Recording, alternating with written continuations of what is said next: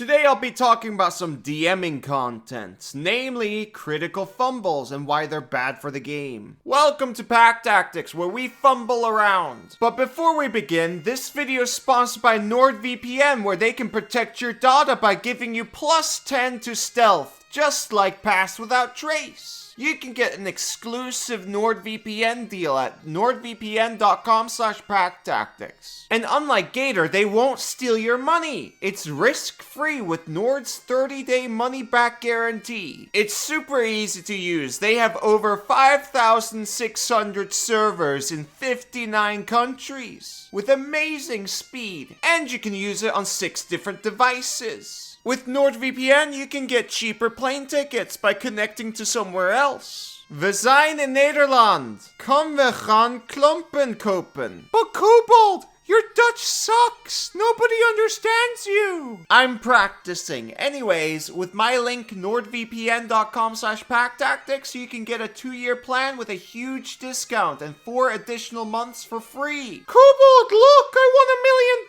and it comes with a free nitro. Gator, don't download that. They're trying to steal from you. But with NordVPN Threat Protector on at all times, you won't need to worry about accidentally pressing on malicious ads like this one. Kobold, how do I download a NordVPN? By pressing the link in the description or comments, of course. Dash on over and get those sweet deals. Back to the video. Kobold, what is Critical Fumbles? Critical fumbles are basically additional negative consequences when rolling a natural 1 on an attack roll, or at least that's how I've seen it run. Let's read the rules as written. If the d20 roll for an attack is a 1, the attack misses regardless of any modifiers or the target's AC. Critical fumbles are not part of the base game, and also they are not included in any optional rules. It's a house rule that goes beyond just missing, and I hate it. Often it's not just limited to one outcome, but also includes tables on which you roll to see an outcome. Potential outcomes usually include attacking yourself or an ally, throwing your weapon across the map, dropping your weapon, falling prone, giving an enemy an attack against you, and things along those lines. I've played in a few games with this house rule as a player. I've experienced it in other tabletop systems as well, like Pathfinder. That was 11 years ago. I've also played with a Pathfinder DM who thought it was part of the base game. It's not even an optional rule in that game either. Why do DMs use this rule? Well, the info that I got from those DMs many years ago is it's used to make the game a bit more interesting, or add a dramatic flair to the game for storytelling reasons. I can understand the want for making the game interesting, especially for marshals whose best game strategy most of the time is just taking the attack action every turn. While it definitely can add some drama, it's not worth the downsides. But Kobold, what are the downsides? Not gonna lie, this sounds kind of fun. Well, there's a marshal problem.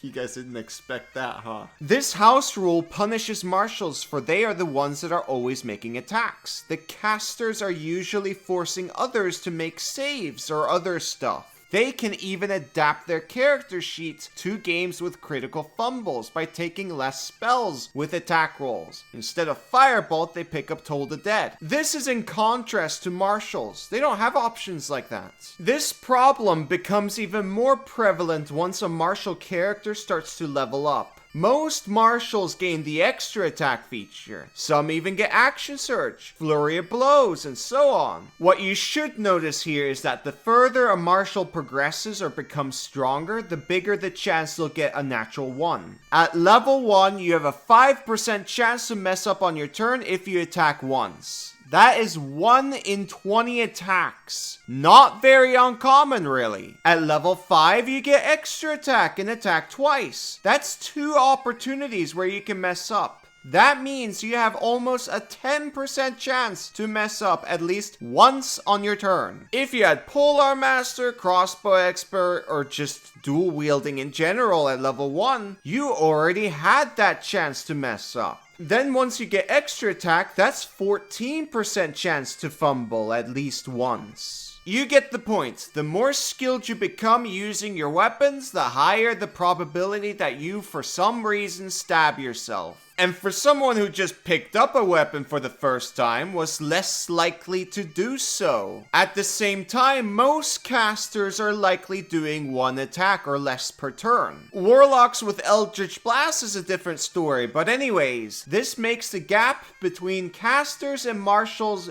bigger, which I'm definitely against. There's also the idea of making it fair for the players by making monsters fumble as well. I've seen this. The thing is, this also increases the gap between martials and casters. Casters can commonly throw out a big spell, followed up by dodging to increase their defenses. If monsters are rolling at disadvantage, they are most likely to roll a natural 1, which makes dodging an even stronger option for casters. However, the difference between martials and casters is not the only issue. The other problem is that in general, it makes characters look like buffoons, even though at level 1 they are already supposed to be heroes, and I believe through the story they should at least be semi-competent. I remember like 11 years ago in Pathfinder, our barbarian threw his greatsword across the field because he got a natural 1. The barbarian player was pissed. Everyone else, including me, did have a good laugh though. But it's just stupid. That player eventually quit. The DM refused to change the rules because he thought it was really good storytelling. And everyone agreed that it really wasn't. It turned the game into a meme. We were just excited for the barbarian to throw his weapon across the map. Anyways, my last issue with Critical Fumbles is how they slow down the game. If there is just one consequence, it's just one thing. However, if you need to roll on a table each time you roll a natural 1 and figure out what happens, you add a lot of extra time to how long turns take. Especially taking into account that players can definitely forget something like this and needs to go back to correct the error. This whole house rule is just an ultimate troll. It makes your marshals look so stupid, and it makes them suck even more. Ah yes!